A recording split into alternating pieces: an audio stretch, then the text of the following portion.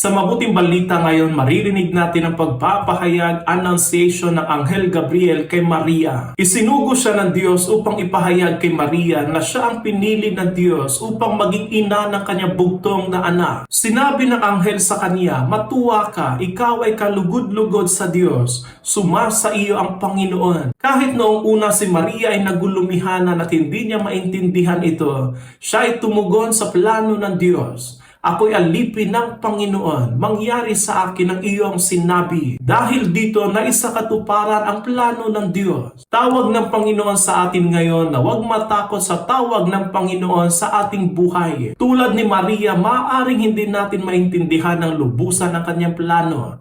Ngunit sa pamamagitan ng pagtitiwala, pananampalataya at pagsuko ng ating kalooban sa Kanya, magiging bahagi tayo ng Kanyang planong kaligtasan ng sangkatauhan. Buksan natin ang ating mga puso tulad ni Maria, magtiwala sa kalooban ng Diyos at hayaang maging daan din tayo ng Kanyang biyaya dito sa mundo. Gaya ng sinabi ng anghel kay Maria, "Huwag kang matakot Maria, kinalulugdan ka ng Panginoon." Huwag din tayo matakot dahil kinalulugdan din tayo ng Panginoon.